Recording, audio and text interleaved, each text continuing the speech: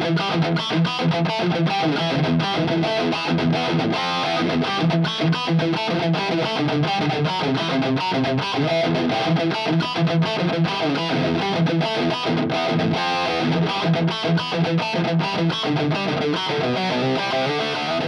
early stuff you listen to as a kid doesn't necessarily mean that's what you're going to kind of listen to later on in life, you know, but the first record single that my parents bought for me was Nick Kershaw, you know, like I think it was Wouldn't It Be Good? So it was a million miles away from what you end up with, but I think all that stuff goes in somehow, you know, when you start writing stuff. It all comes from that kind of background. Bryan Adams was another one, you know, huge, still am a huge fan, you know. It was great music, great vocals, and you didn't know it at the time, but you're soaking all that stuff in, I think. And when it comes to writing your own stuff, I mean, between us, there's a couple of references to a couple of Bryan Adams things on the last Priest record. You'd never find them, and they're not as in your face as, you know, it's not a rip-off, but there are definitely those sort of influences there from Bryan Adams and synth pop and, you know, like Flock of Seagulls and Duran Duran and all that stuff. I was big into that when I was a kid. My father was into electric guitar and he had a few friends that he grew up with in school, and one of his friends gave him a guitar. It was like a Melody Maker type,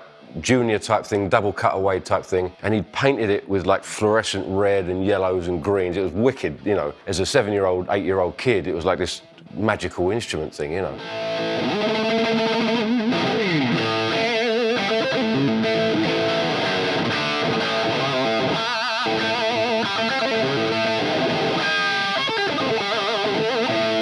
There's been those moments throughout time, you know, where you think, you kind of get over a war, you conquer this part, or you feel like you've got it. And it was definitely, I think it was, I was in my bedroom, I was playing, I think it was an Iron Maiden track, and I felt, as you said, like it was, I've got it.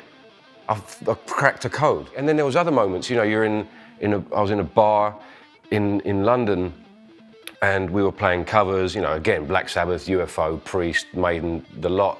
I looked up and everyone was around and they were looking, and I felt like I've got something here, you know what I mean? So, and it still happens today, you know, in like song creation with Priest, you know, you're writing a song and people start singing them back to you, something that you've had a hand in creating. That's a thrill, man, you know.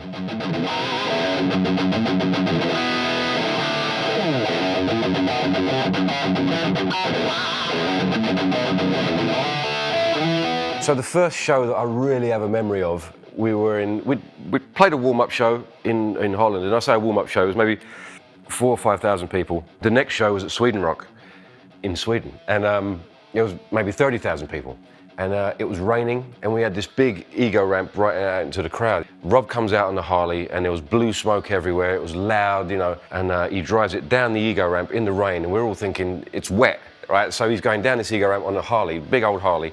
Is he going to stop? And he stopped at the end of this ego ramp, and there's Halford at the end of this ego ramp on a bike that's spitting fire and lights, and the rain's coming down. There's 30,000 people in front of him with the lights on him, and he's got his horns in the air. And dude, I'm getting chills now. It was magical. And I'm thinking, what the is going on here? You know what I mean? That's when I really realised this is real and this is happening. Just that image of the guy with those fans, and it's like, I've still got them, I don't even see it, but like it was ridiculous. As we got off the ground, it was just learn the set. You know, learn the set we're going to do. And as I said, I mean, I knew, you know, Breaking the Law, Hellbent for Leather, those sort of classics anyway. It's actually a funny story. I went to Glenn's to work out some of these parts, and we were going over Victim of Changes, you know, the way it starts, it's like a dual harmony part, and he was playing it wrong. So I thought, what do I do? Do I say something? Do I not? And I said something.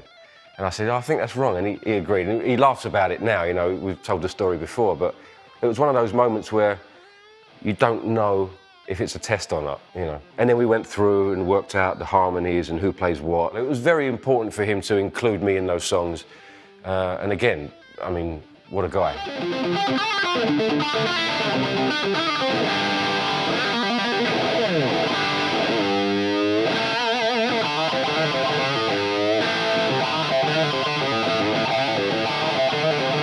If someone pulled up in the cart and horses with a Flying V, you were like, okay, it's on, you know what I mean? And they were either good or not, but they were making a statement wherever they were coming from.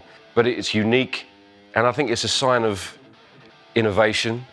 And every player that I've mentioned, really, that I was a fan of, you know, Schenker, Hendrix, James Hetfield, you know, like, they all had Vs. And I think, I mean, talk about unique and innovation. I mean, every one of them was unique and innovative. One of the challenges I've always had as a player is finding that own unique voice that they all had, you know.